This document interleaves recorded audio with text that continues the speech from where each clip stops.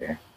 Jadi orang yang tidak ridho, kata Allah dalam hadis qudsi, dengan musibah yang aku berikan, orang yang tidak bersyukur dengan apa yang aku berikan, maka kata Allah, silahkan kamu keluar dari bumi dan cari Tuhan selain aku. Ya. Kita menyembah Tuhan yang lain. Ya. Itu. Bismillahirrahmanirrahim. Al-Fatihah. Allah ya taqabbalu ta'limana wa majlisana maqasidana du'ana biniyatil qabul wa tamami kulli sulam mahmul wa ila hadratin Nabi Mustafa Sayyidina Muhammad Rasulullah sallallahu alaihi wasallam amma ila hadratil mu'allif hadal kitab.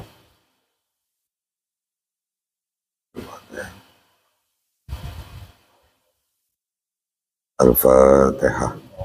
A'udzu billahi minasyaitonir rajim. Bismillahirrahmanirrahim. Alhamdulillahi rabbil alamin. Iyyaka na'budu wa iyyaka nasta'in. Shiratal ladzina an'amta 'alaihim ghairil maghdubi 'alaihim. Qala al-imam rahimahullahu ta'ala wa nafa'ana wa bi ulumi fid dharain. Bismillahirrahmanirrahim. Zawwiju abna'akum wa banatikum halluhunna al-dhahab wal-fiddah wa ajidu lahunna al-kiswah wa ahsanu ilaihinna bin nahlati liyurghaba fihinna. Rawahu al-Hakim. Nabi Muhammad SAW bersabda, zawwiju, kawinkan olehmu, abna'akum, anak-anak lakimu, anak laki-lakimu, wa banatikum, dan anak perempuanmu. Jadi kewajiban orang tua itu mereka mengkawinkan putra-putrinya. Lalu halluhunna al-dhahab wal-fiddah. Halluhunna, berikanlah mereka, hunna, nih anak-anak perempuan, berikanlah mereka anak-anak perempuan, al-dhahab, emas, wal-fiddah, dan perak. Jadi biasanya itu perempuan dikasih mahar, mas kawin, ya, emas atau perak. Cuman kan sekarang lagi ngetren ya, laki juga pakai emas gitu. Ya. Ya, pada saat setelah ijab kabul, keduanya dengan persyaratan-persyaratan yang terpenuhi untuk berumah tangga, adanya wali. Wali itu pihak perempuan ya, nikah dia pakai wali. Walinya dari bapak. Bapaknya nggak ada abang bapak, nggak ada abang bapak, adik bapak. Terus jadi dari pihak perempuan. Kalau laki mah nggak pakai wali. Ya. Nah ini biasanya setelah selesai ijab kabul, si pengantin perempuan pakai emas, lelaki juga pakai emas. Lagi ngetren ya. Jadi yang diberikan emas atau perak itu perempuan. Kalau lelaki pakai emas haram. Haram hukumnya, tapi sekarang malah ngetren ya. Malah ngetren. Ada salah seorang sahabat Nabi, ketika Nabi lagi duduk ngobrol berdua sama sahabat nih. Ada sahabatnya datang pakai cincin emas, datang dia ngucap salam.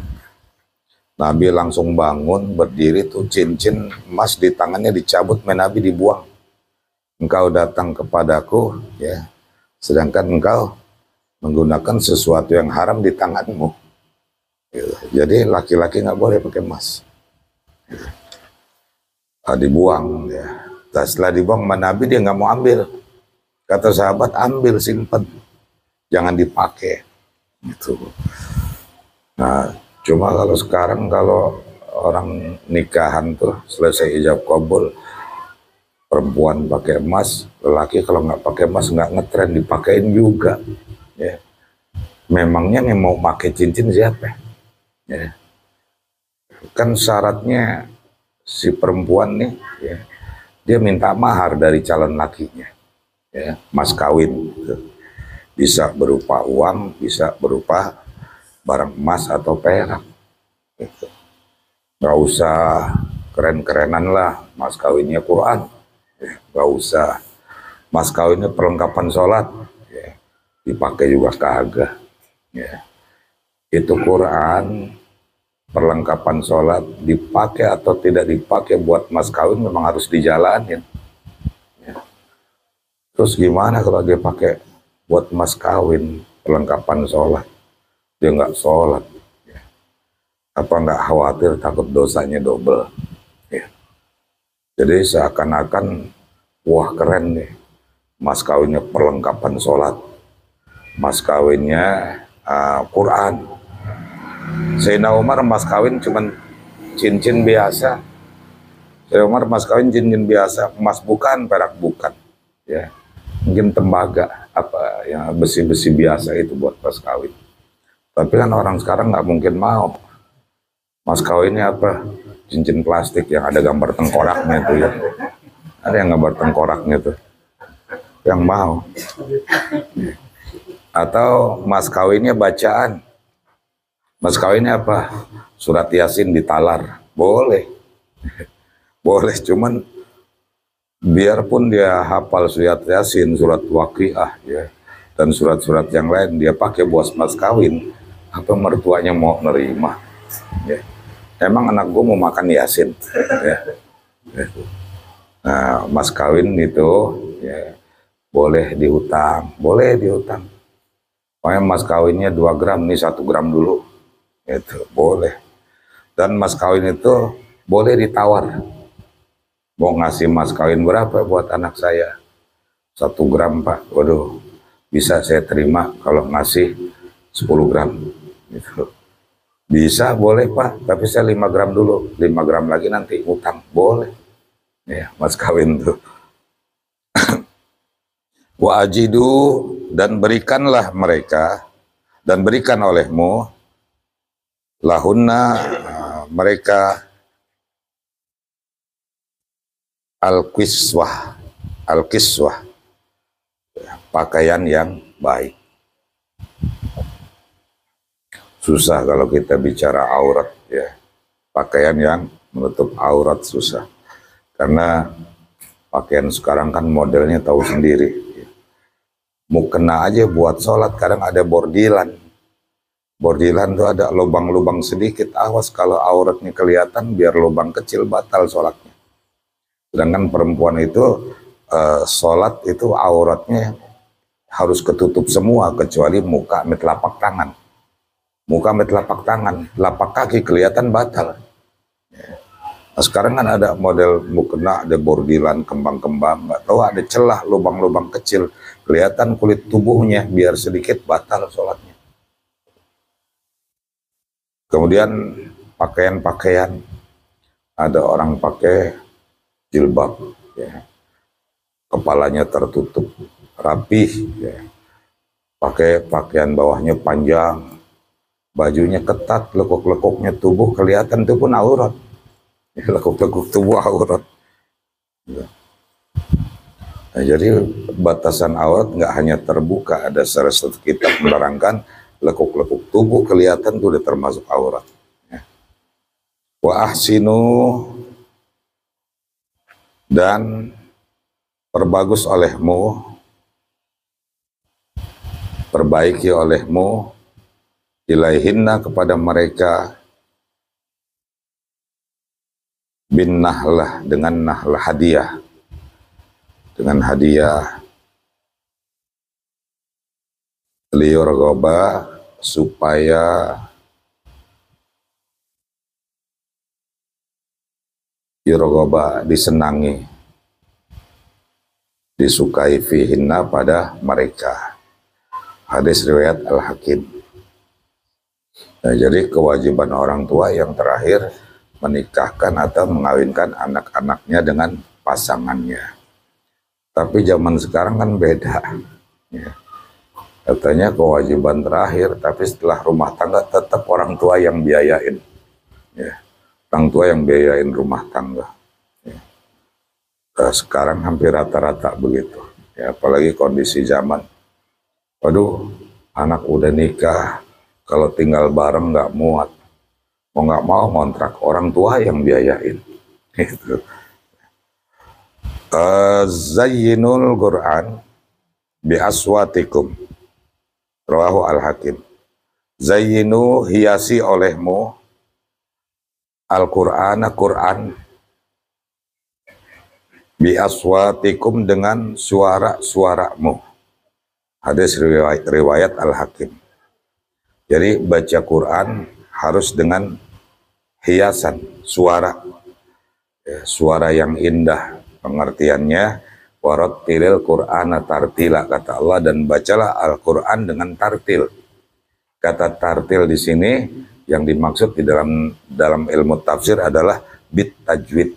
Ya, baca Quran dengan ilmu tajwid. Ilmu tajwid bicara tentang makharijul huruf, tempat keluarnya huruf, tentang panjang pendeknya huruf, ya, tentang apa namanya waqaf, di mana kita berhenti.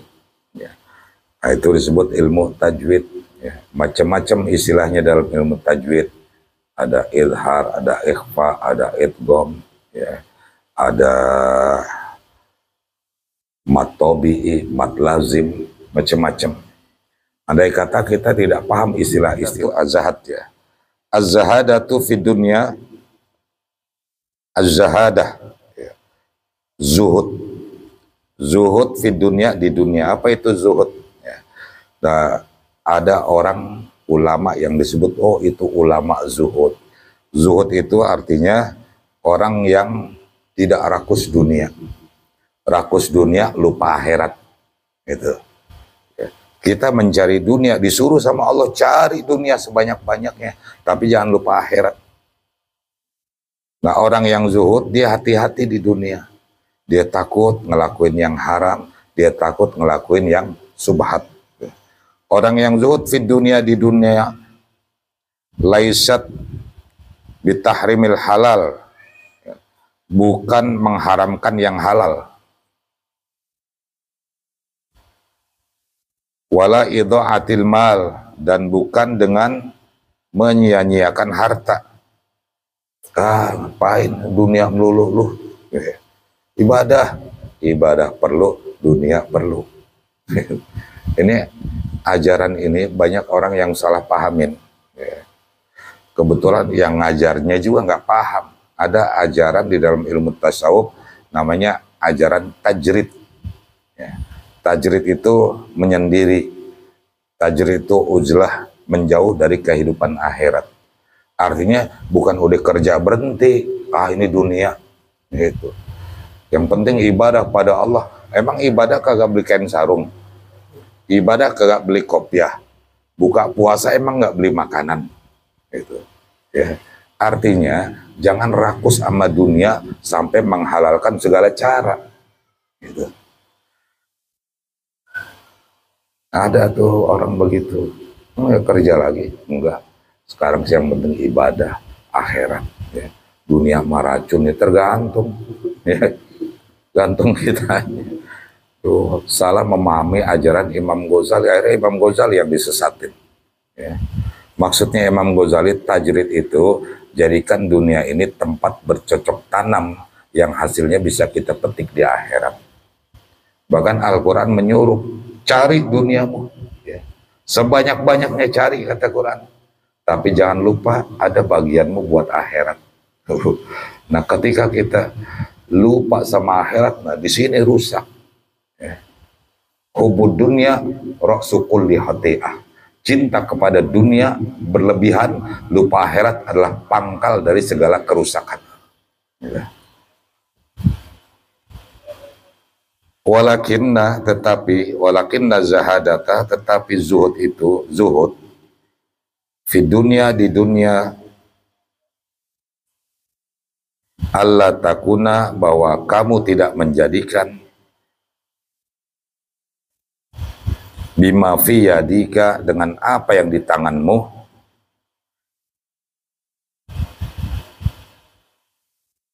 awsaqo, lebih percaya, minka, kepadamu, pada dirimu, bima, dari apa, fi yadillah, yang di tangan Allah, yang di kekuasaan Allah. Lebih percaya, ya, ntar kalau gua begini, nggak johor lu, ya, gampang johor mah, ini dulu nih, perut dulu nih, kalau gua johor nggak dapet nih, gitu ya, nggak dapet. Dia lebih percaya, lebih yakin apa yang ada di dirinya, bukan di dalam kekuasaan Allah, bukan di tangan Allah, ya. Dengan Allah akhirnya nggak dapet, sepi. Ayo sholat kagak, milik kagak dapet, ya, itu. Wan takuna fi musibah, dan bahwa antakuna, kamu jadikan bisawabil musibah, pada pahala musibah,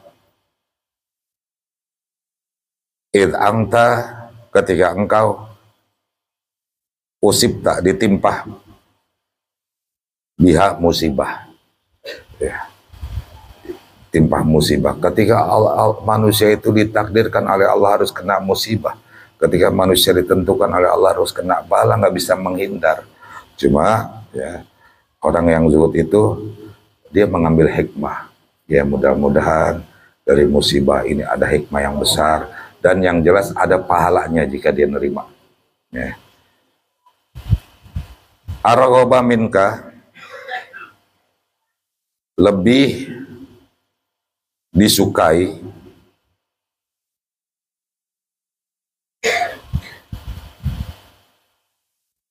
minka, olehmu,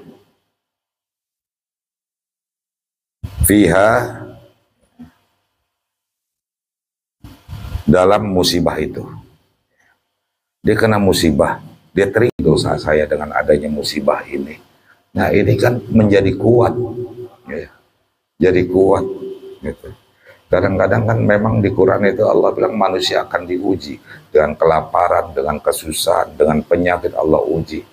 Di mana ada dosa-dosa manusia itu, kata Imam Ghazali, yang tidak bisa diampuni dengan istighfar. Dia istighfar minta ampun, ya, astagfirullahalazim, astagfirullah, biar ribuan kali. Ada dosa yang nggak bisa diampuni dengan istighfar, tapi Allah ampuni dosa-dosa itu dengan cara Allah kasih musibah. Ada yang dengan penyakit, ya, dengan penyakit sampai akhirnya dia meninggal. Itu. Nah, ini hakikatnya, inilah cara Allah buat menghapus dosa-dosa hambanya. Ada yang dikasih musibah, kesusahan, dan lain sebagainya. Gitu. Ya, asal ya itu tadi, kita bisa mengambil hikmah dari musibah itu, ya. Jangan berpikir yang negatif, wah gila, gue bisa nekat nih, gitu, ya. Dan kita nggak bisa menghindar musibah, ya. Orang pandai itu, ya, orang yang bisa mengambil hikmah dan pelajaran dari musibah yang dia alami, ya. Dan harus ridho, ya. Suka tidak suka, kita nggak bisa menghindari musibah yang sudah Allah tetapkan. Suka nggak suka, ya. Jadi orang yang tidak ridho, kata Allah dalam hadis qudsi, dengan musibah yang aku berikan, orang yang tidak bersyukur dengan apa yang aku berikan, maka kata Allah, silahkan kamu keluar dari bumi dan cari Tuhan selain aku, ya. Kita menyembah Tuhan yang lain, ya. Itu. Lau annaha abqait laka, seandainya annaha, musibah, ya, anna bahwa musibah itu